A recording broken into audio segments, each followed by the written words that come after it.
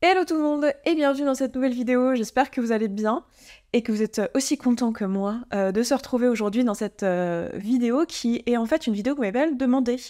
Vous m'avez demandé de vous parler de la reprise d'études et de comment je gère très concrètement les choses à faire, l'organisation du travail, sachant que je travaille à plein temps en même temps parce que moi je suis thérapeute et je crée du contenu sur les réseaux sociaux, donc sur YouTube, en podcast, et j'essaye plus ou moins de faire du TikTok, Instagram, mais j'ai beaucoup plus de mal à avoir de la régularité parce que justement je fais déjà pas mal de choses et je le planifie moins, je le fais plus par pic.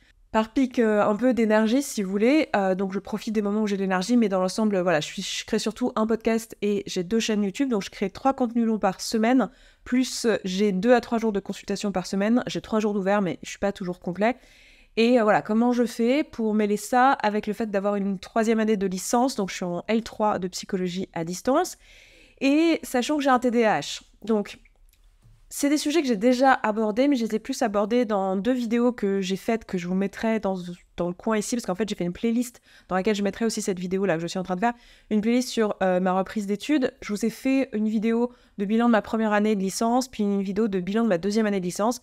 Donc voilà, je rajouterai cette vidéo à cette liste, et c'est vrai que dans ces 2 vidéos-là, je vous ai un petit peu parlé d'organisation, mais je suis pas rentrée dans les détails forcément. Et vous m'aviez pas mal demandé en fait des choses à ce sujet-là, et c'est vrai que mes réponses étaient un petit peu évasives ou en mode j'ai pas vraiment grand-chose à vous apporter en termes d'organisation.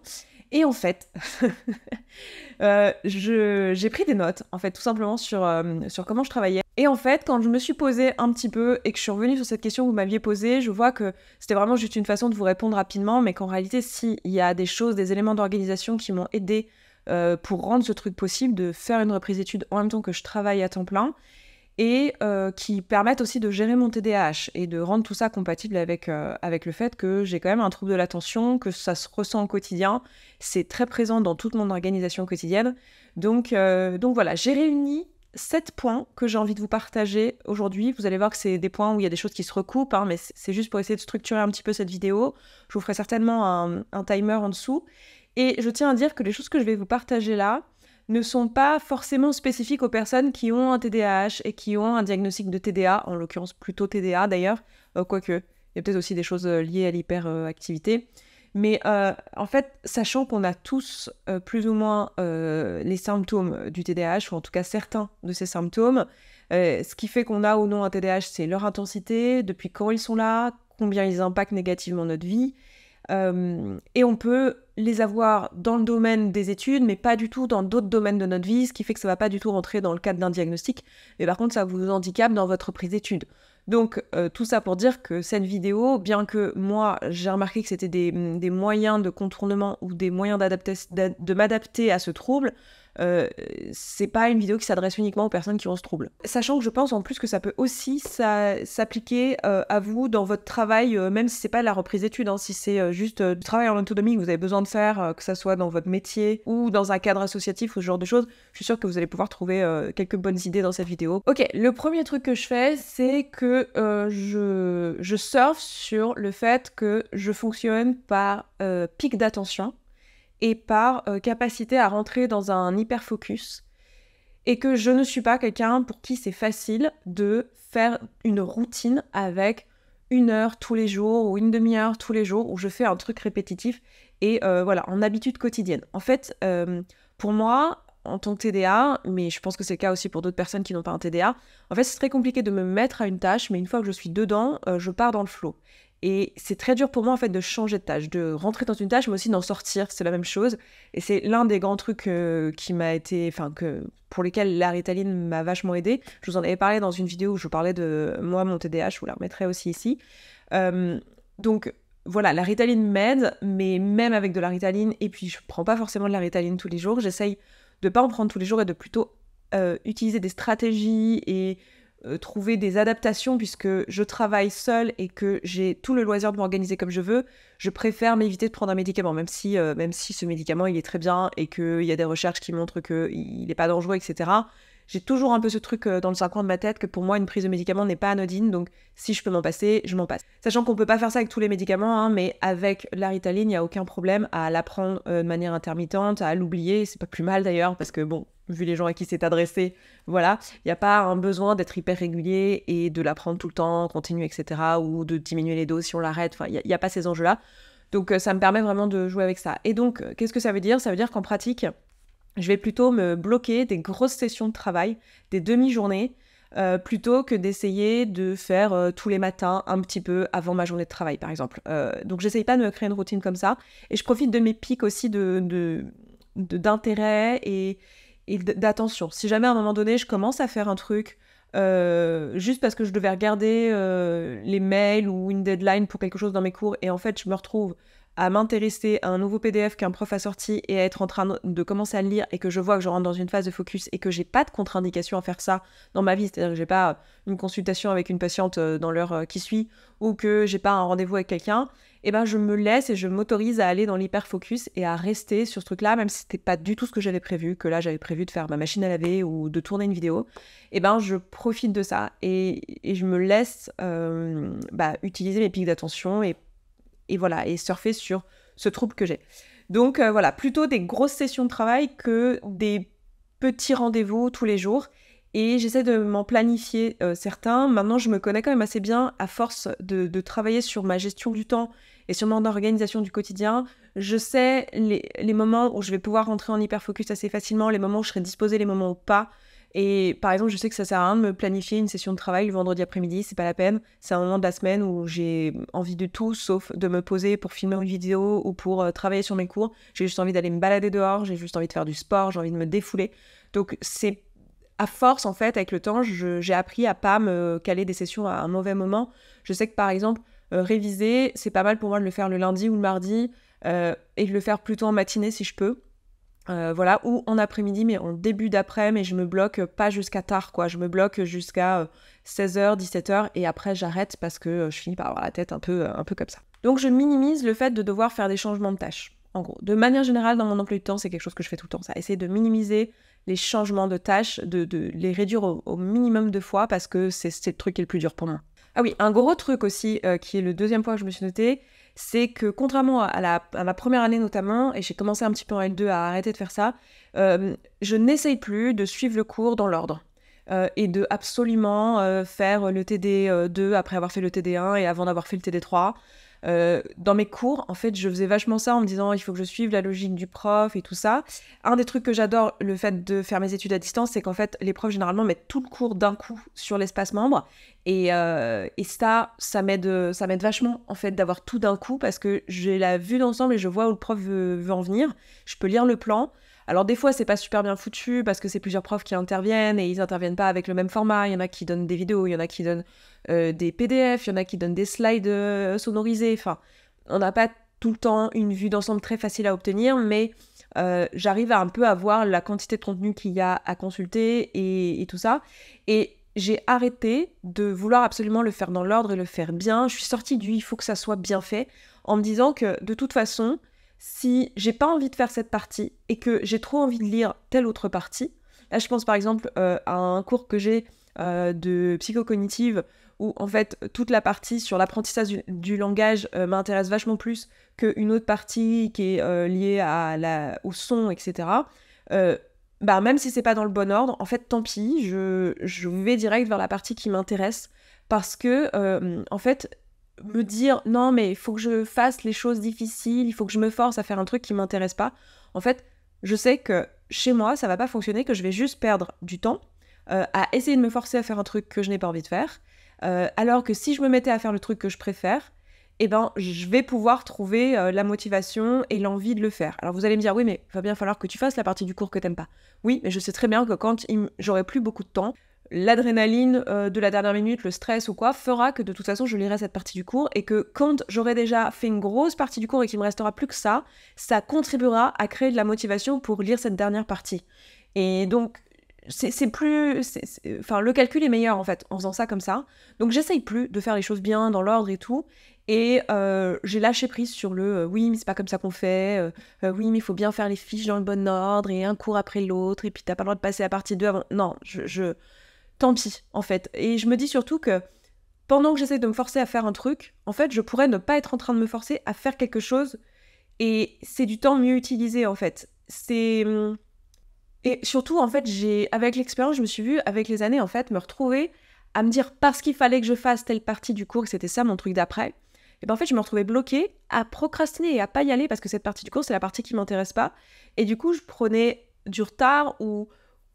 Alors que, en fait, peu importe, j'ai envie de dire, peu importe quelle partie du cours je lis, l'important, c'est que le temps que j'ai à disposition, je l'utilise à consulter les cours que de toute façon, je vais devoir consulter. Donc, peu importe dans quelle heure je le fais. Et oui, il y aura certainement des parties du cours auquel j'aurais consacré moins d'attention parce que ça m'intéresse moins et c'est pas grave en fait. L'important c'est que le temps que j'ai, eh ben, je l'utilise à travailler et en fait j'ai aussi un peu ce truc de j'ai envie de prendre du plaisir dans ce que je fais. Ça c'est un point que j'ai pas mis mais j'aurais peut-être pu le mettre qui est je veux prendre du plaisir dans ce que je fais cette reprise d'études parce que ça m'intéresse et donc l'idée c'est pas d'en faire une torture, de pas en faire un truc qui va me dégoûter du machin et du coup je m'attelle à prendre du plaisir. Et avant de commencer à lire un cours, je me dis, ok, comment je peux kiffer ce moment, et de quoi j'ai besoin pour que ça soit agréable, qu'est-ce qui m'intéresse là-dedans, qu'est-ce que j'ai envie d'apprendre, c'est quoi mes attentes. Enfin, je me prépare un petit peu à prendre du plaisir dans cette partie du cours.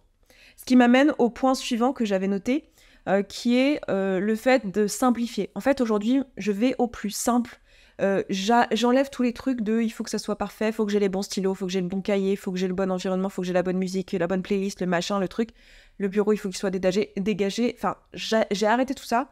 Et voilà, je sais que dans mes années d'études avant, ça a toujours été un sujet. Il fallait que je puisse aller à la bibliothèque. Il fallait tout un tas de contraintes, en fait, organisationnelles et autour de moi pour pouvoir travailler. Là, aujourd'hui, je pense que c'est le temps, le fait d'avoir un peu plus d'expérience sur le fait que tout soit parfait n'est pas si important que ça. En fait, j'ai débloqué des trucs dans ma tête de oui, mais il faut que je sois au café pour tel type de tâche, ou alors il faut que je sois à la bibliothèque pour tel type de tâche. En fait, j'ai viré tout ça de ma tête et maintenant je vais au plus simple. Donc, si j'ai envie d'être allongée sur mon canapé avec mon ordi comme ça, eh ben je me mets allongée sur mon canapé avec mon ordi comme ça. Si j'ai envie de m'asseoir sur le ventre, de faire sur un papier et que le seul papier que j'ai à côté de moi, bah, c'est des feuilles blanches, et bah je le fais sur des feuilles blanches. Tant pis si j'ai pas mes feuilles cartonnées, mes machins, mes trucs. En fait, je simplifie, j'enlève toutes les contraintes, tous les trucs qui pourraient riper et faire que me mettre au travail soit compliqué ou poursuivre le travail soit compliqué. Donc je vais au plus simple et je me pose souvent la question dans ma tête, ok, de quoi j'ai besoin vraiment pour pouvoir lire ce cours? Bah en fait, la plupart du temps, c'est pas de grand chose. Et donc je me mets juste à la tâche en fait. Et je me dis juste, bon bah vas-y, fais le truc. Enfin, je vais droit au but en fait. Je vais droit au but et j'ouvre le cours et je bosse le cours. Et c'est tout quoi. J'essaye pas d'avoir les bons trucs autour de moi et tout ça. Ce qui m'amène au point suivant, je sais plus à combien j'en suis. Le quatrième point, le point suivant, c'est que je me garde les vidéos et les audios à écouter, vu que j'ai plus cette histoire de il faut absolument que j'écoute les trucs dans l'ordre ou que je lise les trucs dans l'ordre. En fait, toutes les vidéos et les audios que les profs donnent, en fait, je me les garde pour les écouter un peu partout, dans les transports, en faisant mon ménage, en faisant mon sport.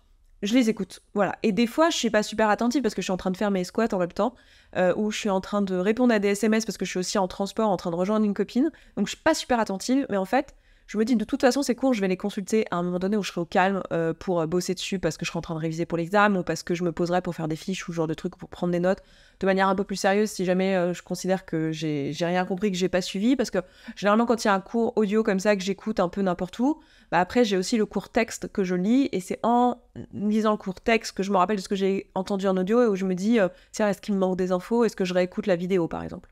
Et je me dis, en fait, au début, je me disais, mais non, mais ça sert à rien de faire ça, parce que du coup, je suis pas super attentive, c'est du temps perdu, vaut mieux que j'attende d'être posée, de pouvoir vraiment me concentrer, là, je fais pas sérieusement. Et en fait, pas du tout. C'est du temps que de toute façon, j'aurais passé dans les transports, que de toute façon, j'aurais passé à faire du sport, de toute façon, j'aurais répondu à mes copines en SMS, de toute façon, j'aurais fait ma vaisselle. Donc en fait, c'est du temps que j'aime autant utiliser comme ça, quitte à ce que je me dise, ah, mais ça servait à rien, il vaut mieux que je réécoute la vidéo au calme. Bah, de toute façon, si je le fais pas, j'aurais écouté la vidéo au calme. Donc en fait, au mieux, j'ai pris un peu d'avance. Au pire, ça m'a été inutile. Et d'expérience pour l'instant, ça m'a jamais été inutile de faire ça. parce que déjà, ça peut faire baisser l'anxiété sur la quantité d'informations qu'il y a dans le cours. Quand tu l'écoutes, tu dis, ouais, en fait, il y a 40 slides, mais en gros, il y a 3-4 grosses idées à retenir. Je vais bien me les noter, je vais bien me bosser le TD et ça va le faire, quoi. Alors que sinon, t'es là, tu bloques, tu vois les vidéos, t'es là, oh putain, il y a 4 heures à écouter. Et en fait, tu t'en fais tout un monde, alors que là, je l'ai écouté chill, en faisant d'autres trucs, en x2, voilà. Ça va encore avec cette histoire de faire au plus simple, en fait. Hein. On est vraiment sur essayer de pas se prendre la tête, de pas rendre le truc plus complexe que nécessaire, et de juste l'écouter. En fait, vraiment, j'en suis revenue à me dire, mais en fait, c'est juste des informations que je dois comprendre et que je dois apprendre. Et en fait, comment j'apprends et comment je comprends des trucs dans le reste de ma vie? Ça m'arrive jamais de vraiment, même quand je lis un bouquin, ça m'arrive pas de me poser, de me dire, alors attends, il me faut une bibliothèque au calme avec mon livre pour pouvoir bien comprendre ce que je suis en train de lire. Non, pas du tout, je lis dans les transports, je lis avant de me coucher, je lis comme ça, affalée sur mon canapé, je suis interrompue par un SMS ou par ma mère qui m'appelle, je décroche, enfin, c'est comme ça que j'apprends des trucs dans la vraie vie, dans le quotidien. Donc pourquoi est-ce que pour mes cours, ça devrait être différent? Vous voyez? Il y a vraiment un truc de... faut enlever tout ce qui est compliqué là, et aller juste au plus simple et à l'essentiel.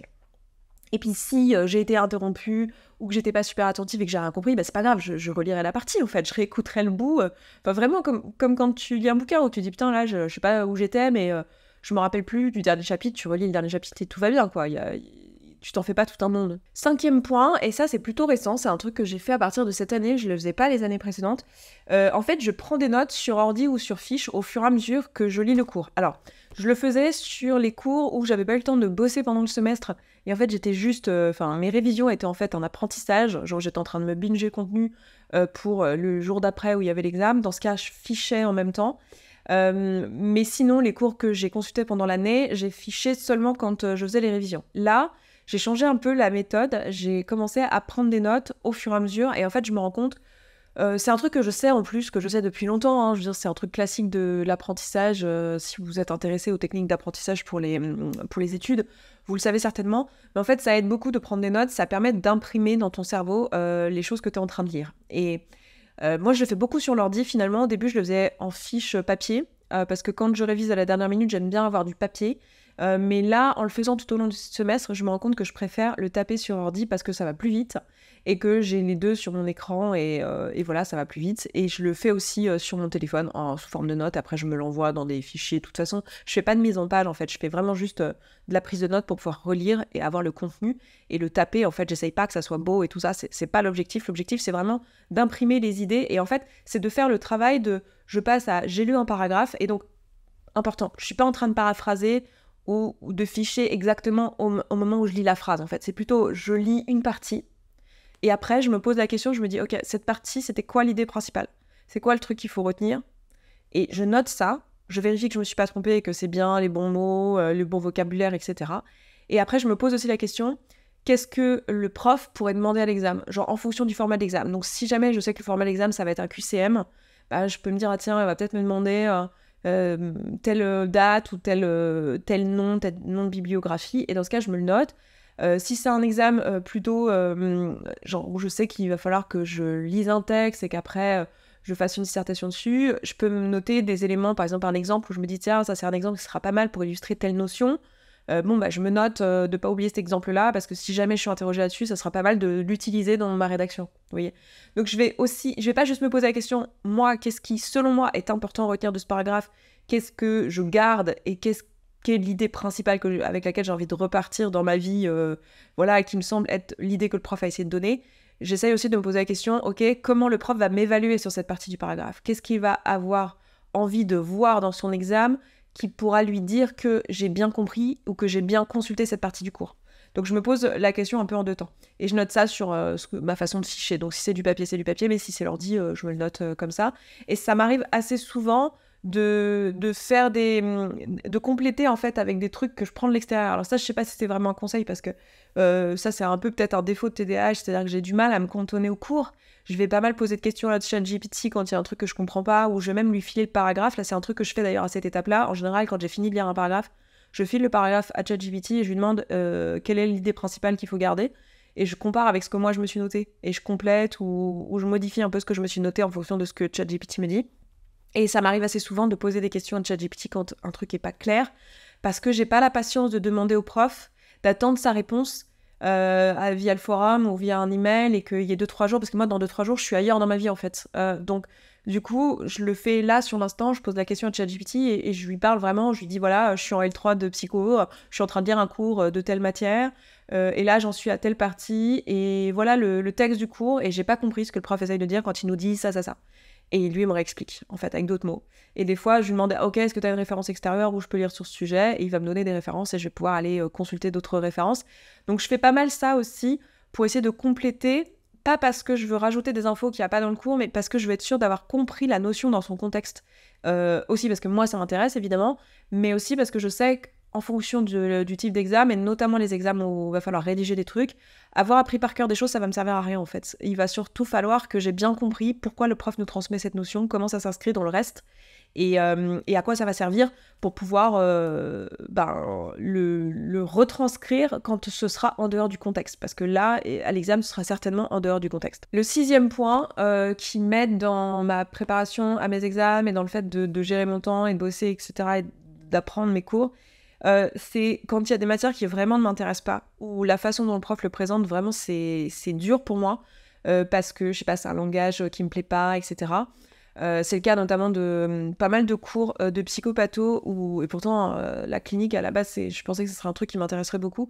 Mais en fait, ça dépend des cours, mais il y a des cours où c'est présenté vraiment avec les codes de la psychanalyse, et du coup, il y a des phrases super longues, avec un niveau de langage complètement absurde, complètement discriminant, je trouve, et ça a une tendance à m'agacer, mais vraiment, moi, je le vis comme un truc très discriminant au niveau de la classe sociale, et ça m'agace, en fait, ça me gonfle que la culture dans la psychanalyse, ce soit ça, que ce soit... Parce que c'est fait exprès, en fait, il y a vraiment un truc autour du fait d'avoir un niveau de langue élevé et de rendre le propos compliqué, alors que les gars, ils sont en train de dire 3 conneries qui sont hyper faciles et hyper simples à transcrire, mais ils ne le font pas, parce qu'il faut que ça soit dur, et que, voilà, oui, mais il faut les bons mots pour dire les bons trucs, et en fait, c'est vraiment de la branlette intellectuelle, et moi, il y a des moments où ça me gonfle, donc...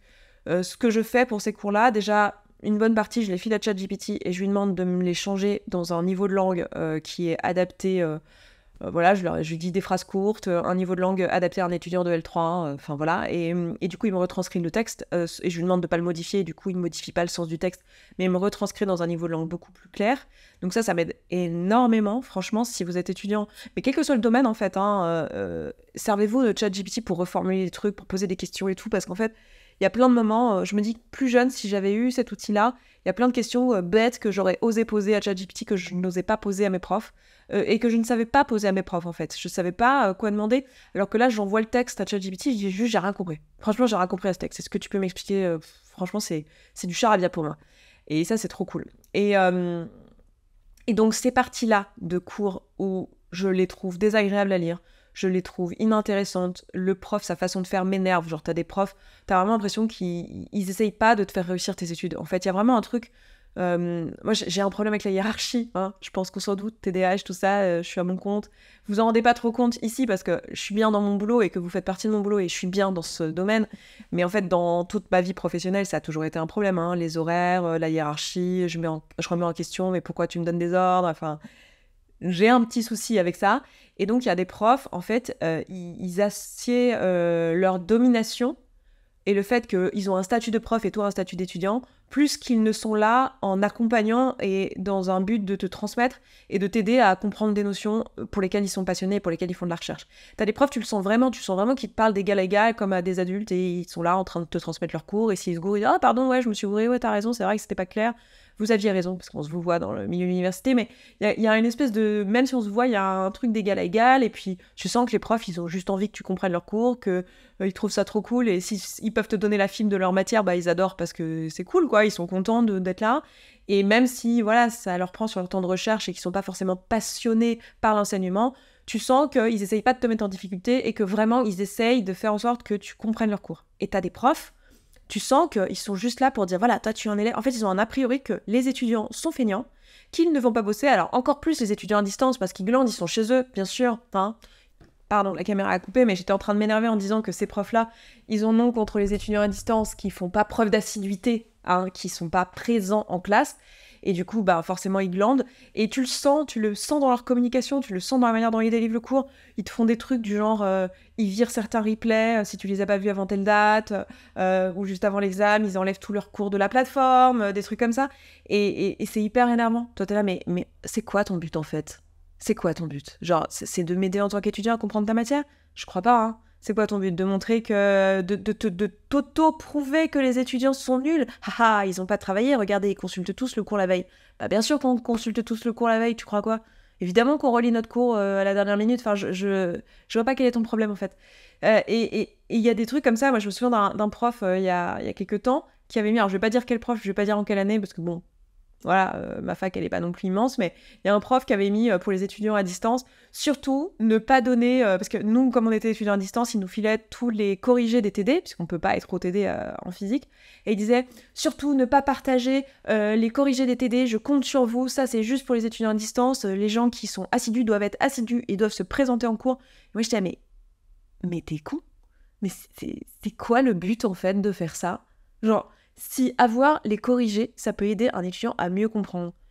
Peut-être parce qu'il était en cours mais qu'il a rien compris, parce qu'il avait la tête ailleurs, je sais pas, il s'est peut-être engueulé avec son mec, avec sa meuf juste avant de venir en cours, et du coup il avait la tête ailleurs, ses notes sont pas claires, ou juste parce qu'il veut voir comment toi, le prof, tu présentes le corrigé, ou juste parce que bah ouais, il est pas venu parce que ce jour-là il était pas bien, ou juste il avait pas envie de venir parce qu'il s'ennuie dans ce cours et il préfère reprendre le corrigé parce qu'il va plus vite et il comprend mieux. Enfin, c'est quoi le but en fait? T'essayes de prouver quoi à qui? Genre, et moi le premier truc que j'ai fait, c'est que j'ai pris les TD et je les ai foutus sur le groupe Discord.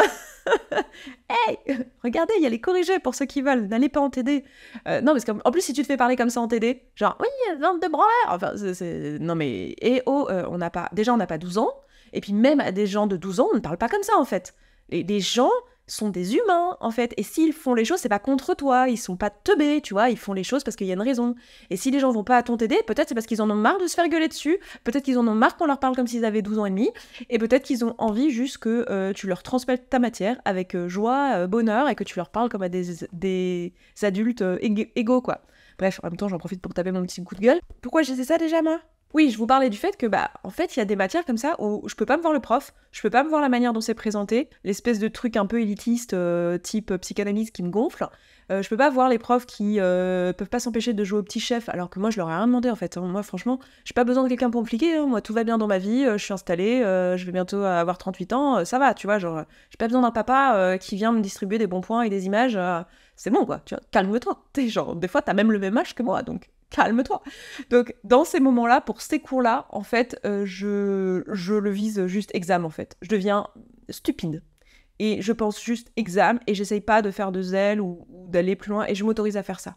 Il y a eu plein de moments dans ma scolarité, alors ça c'est un truc que j'ai acquis de mes années de fac avant de reprendre la psycho, en fait, où je me forçais à bien faire, même les matières que j'aimais pas. Aujourd'hui, je fais plus ça.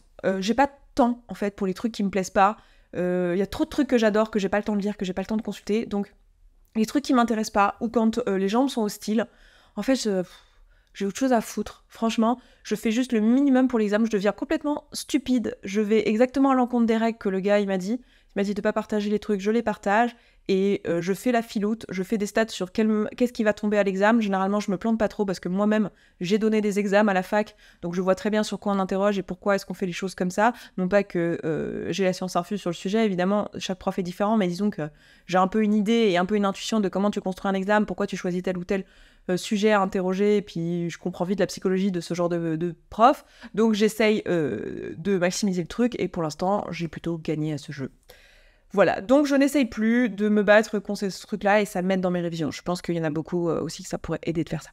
Et enfin, le dernier point, le septième point, c'est que j'ai fait une demande de tiers-temps. Enfin, j'y ai le droit, depuis le début, mais je l'ai pas fait parce que les démarches, c'est trop compliqué. C'est vraiment le truc du TDAH, quoi. T'as le droit à des trucs, mais en fait, c'est trop compliqué à demander. Et là, ça a été l'enfer. Les gars, franchement, ça a été l'enfer de demander un tiers-temps.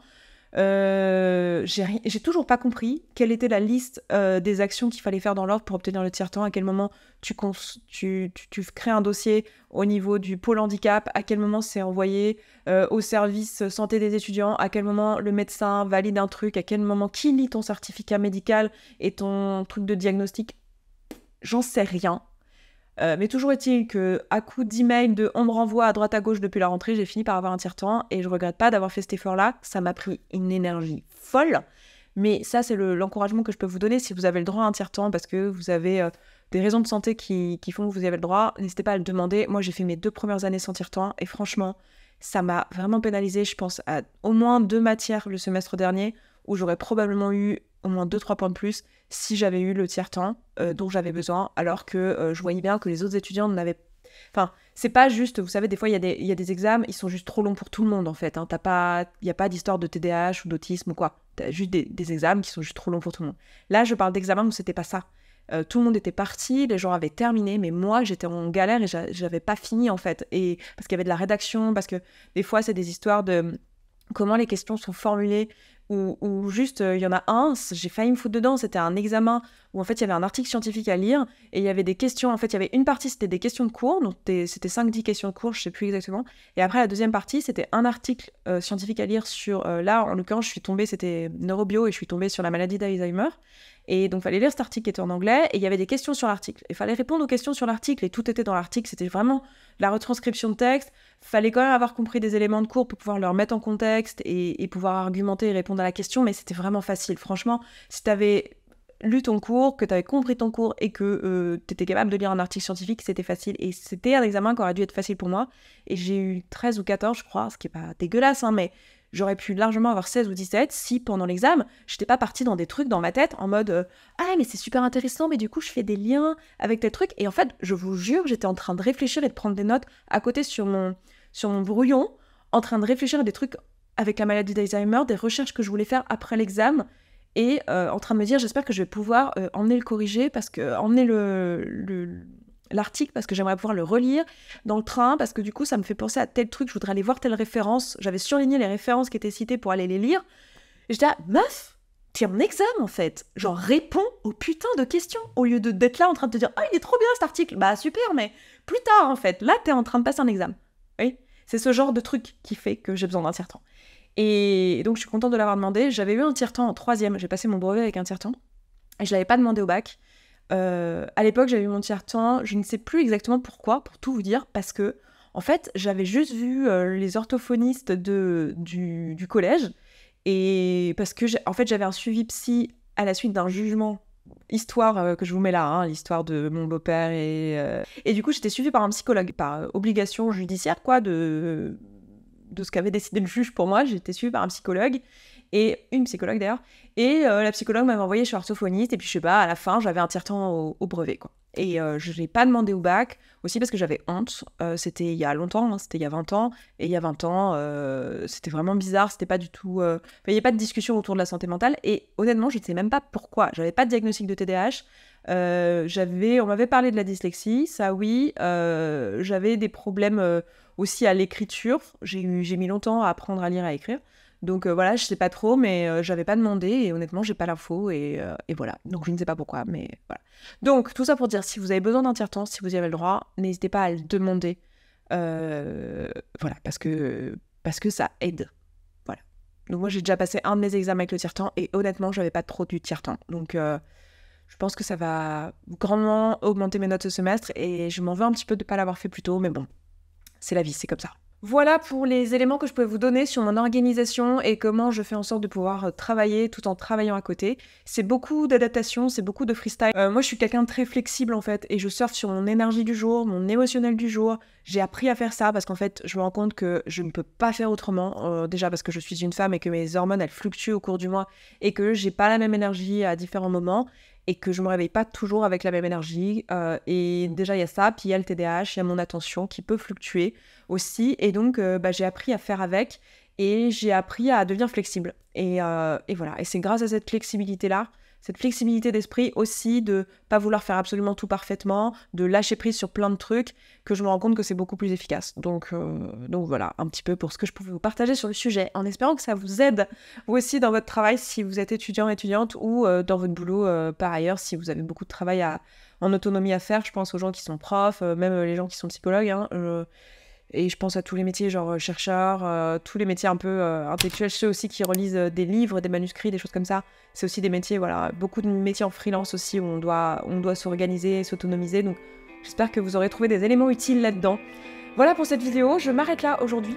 Je vous embrasse, je vous souhaite une excellente semaine et je vous dis à dimanche prochain. Ciao ciao.